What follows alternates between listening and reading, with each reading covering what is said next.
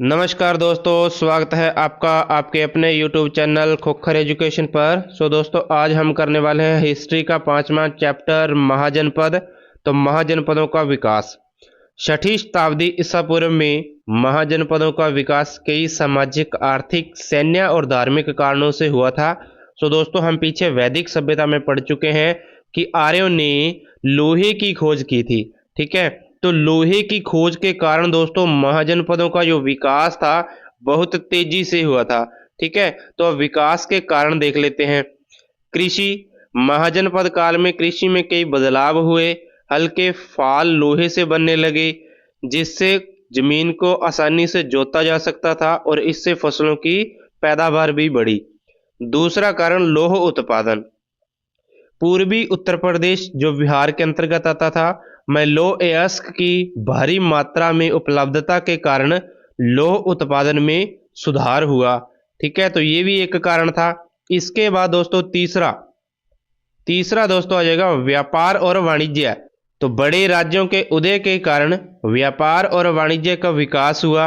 नए व्यापार मामलों की स्थापना और सड़कों और पुलों के निर्माण से वस्तुओं और सेवाओं का आदान प्रदान आसान हुआ।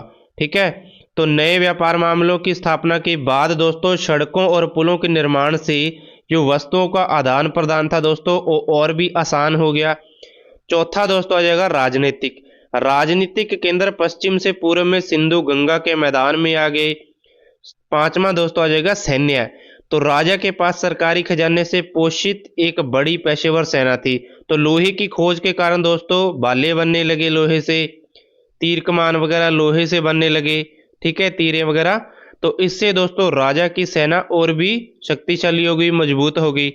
ठीक है, इसके बाद दोस्तों महाजनपदों की सबसे छोटी इकाई कबीला थी। सबसे छोटी इकाई दोस्तों महाजनपदों की क्या थी? कबीला।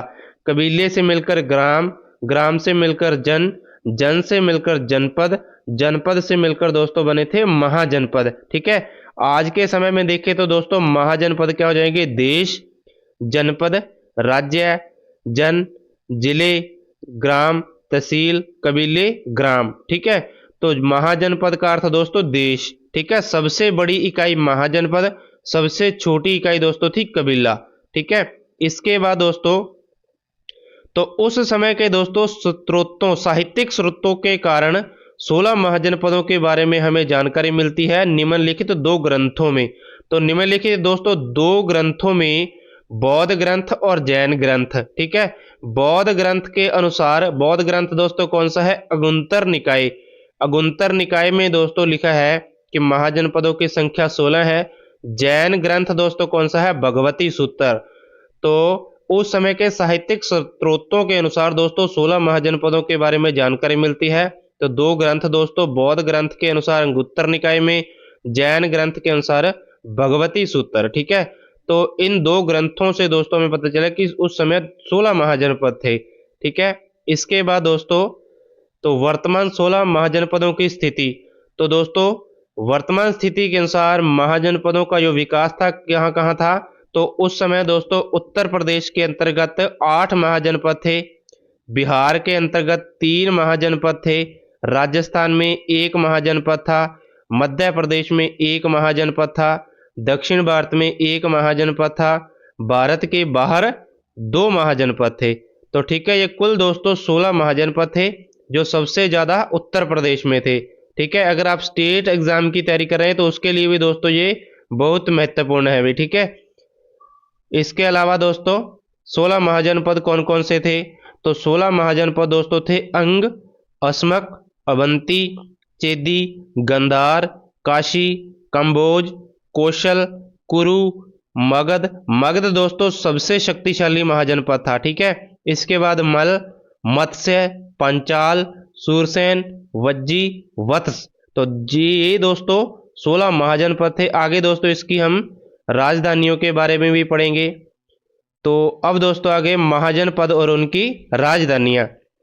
तो सबसे पहले दोस्तों उत्तर प्रदेश के महाजनपद देख लेते हैं। उत्तर प्रदेश के अंतर्गत कौन कौन से थे? काशी महाजनपद, इसकी राजधानी दोस्तों वाराणसी। तो वाराणसी उत्तर प्रदेश में दोस्तों यह फैला हुआ था। इसके बाद वत्स, तो इसकी राजधानी कौशाम्बी थी। प्रयागराज उत्तर प्रदेश के अंतर्गत फैला हुआ था। तीसरा कौशल, इसकी राजधानी श्रावस्ती। अयोध्या उत्तर प्रदेश के हिस्से में दोस्तों ये फैला हुआ था, ठीक है, अयोध्या के हिस्से में उत्तर प्रदेश में। चौथा आ जाएगा मल, तो कुशीनगर, भगवान बुद्ध की दोस्तों यहाँ पर मृत्यु हुई थी, परिनिर्वाण लिया था, तो उस क्षेत्र में दोस्तों गोरखपुर उत्तर प्रदेश में मल महाजनपद का विस्तार था, ठीक है। इसके बाद पंचाल, पंचाल की दोस्तों पंचाल महाजनपद की दो राजधानियां थी, उत्तरी पंचाल की अशस्त्र और दक्षिणी पंचाल की कपिल्य। ये दोस्तों फर्रुखाबाद उत्तर प्रदेश में फैला हुआ था।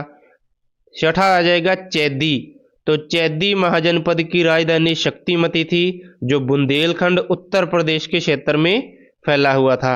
इसके बाद दोस्तों सूरसेन, सूरसेन की दोस्तों राजधानी मथुरा, आधुनिक स्थान मथुरा उत्तर प्रदेश, ठीक है। सूरसेन महाजनपद की राजधानी मथुरा थी और मथुरा उत्तर प्रदेश के क्षेत्र में दोस्तों ये फैला हुआ था। कुरु इंद्रप्रस्थ राजधानी, कुरु महाजनपद की राजधानी इंद्रप्रस्थ, मेरठ दिल्ली और हरियाणा के दोस्तों ये क्षेत्र में फैला हुआ था।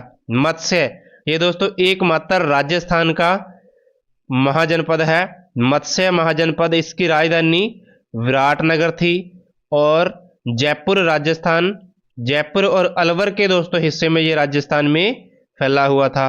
असमक, असमक महाजनपद की राजधानी पोटन या पोटली थी, जो दक्षिण भारत का एकमात्र महाजनपद था।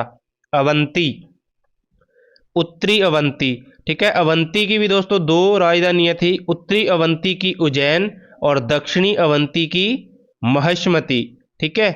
तो उत्तरी अवंती की उज्जैन और दक्षिणी अवंती की महिष्मती, ये दोस्तों मालवा क्षेत्र मध्य प्रदेश का एकमात्र महाजनपद था, ठीक है। इसके बाद दोस्तों अंग, तो अंग की राजधानी चंपा थी, चंपा, ठीक है, अंग की राजधानी हो जाएगी और यह दोस्तों महाजनपद पटना गया बिहार में फैला हुआ था, ठीक है। इसके बाद दोस्तों मगध, मगध दोस्तों महाजनपद की राजधानी राजगृह थी। यह दोस्तों सबसे बड़ा और सबसे शक्तिशाली महाजनपद था, ठीक है। सबसे शक्तिशाली महाजनपद दोस्तों कौन सा था? मगध। भागलपुर मुंगेर बिहार के क्षेत्र में दोस्तों ये फैला हुआ था, सबसे शक्तिशाली महाजनपद था। इसके बाद आ जाएगा बज्जी, तो बज्जी महाजनपद की राजधानी वैशाली थी, जो मुजफ्फरपुर बिहार के क्षेत्र में फैला हुआ था। यह दोस्तों 8 जनपदों का संघ था, ठीक है। वज्जी जो दोस्तों महाजनपद था यह 8 जनपदों का संघ था और प्रमुख जनपद दोस्तों इसमें लिच्छवी था, ठीक है। तो ये दोस्तों एग्जाम में भी पूछा गया है भाई, कौन सा महाजनपद 8 जनपदों का संघ था? वज्जी। प्रमुख जनपद कौन सा था? लिच्छवी। तो ठीक है, लिच्छवी जनपद में ही दोस्तों विश्व का सबसे पहला गणतंत्र यानी रिपब्लिक स्थापित किया गया था, ठीक है। इसके बाद दोस्तों 2 महाजनपद जो जिनका विस्तार वर्तमान भारत के बाहर था, ठीक है। उस समय दोस्तों ये भी भारत का हिस्सा थे, लेकिन अब दोस्तों ये भारत का हिस्सा नहीं है। गांधार महाजनपद, गांधार महाजनपद की राजधानी दोस्तों तक्षशिला थी, ठीक है। तो यह है इसका विस्तार दोस्तों रावलपिंडी पेशावर पाकिस्तान में फैला हुआ था, ठीक है। इसके बाद दोस्तों कंबोज, कंबोज का विस्तार दोस्तों हाटक उत्तर पश्चिमी पाकिस्तान और अफगानिस्तान में फैला हुआ था, ठीक है।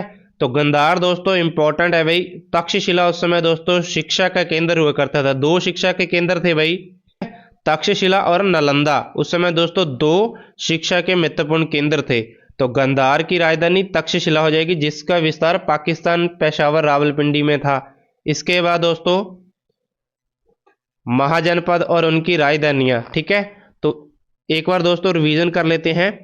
कंबोज, हाटक, गांधार, तक्षशिला, कुरु, इंद्रप्रस्थ, हस्तिनापुर, पंचाल, अहिस्तपुर या कपिल्य, कौशल, श्रावस्ती, सकेत, मल, कुशीनगर, वज्जी, वैशाली, अंग, चंपा, मगध, गिरिव्रज, राजगृह, पाटलिपुत्र भी कहते हैं, ठीक है, पटना, तो काशी, वाराणसी, सूरसेन, मथुरा, मत्स्य, विराटनगर, वत्स, कौशाम्बी, चेदी, शक्तिमती, अवंती, उज्जैन, महिष्मती, असमक, पोटलीपाटन।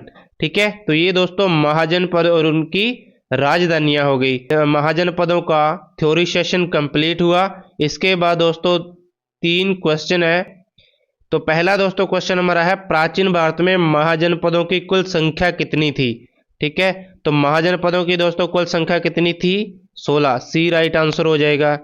इसके बाद दोस्तों दूसरा क्वेश्चन हमारा है, मगध महाजनपद की राजधानी कौन सी थी। तो मगध महाजन की राजधानी दोस्तों क्या हो जाएगी, मगध जो सबसे दोस्तों शक्तिशाली महाजनपद था, राजधानी क्या हो जाएगी, राजगृह। ठीक है, मगध की राजधानी थी राजगृह।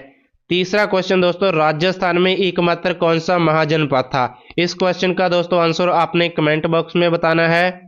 ठीक है, सो मिलते हैं दोस्तों ऐसे ही नेक्स्ट टॉपिक में। तब तक के लिए सभी को जय हिंद, जय भारत।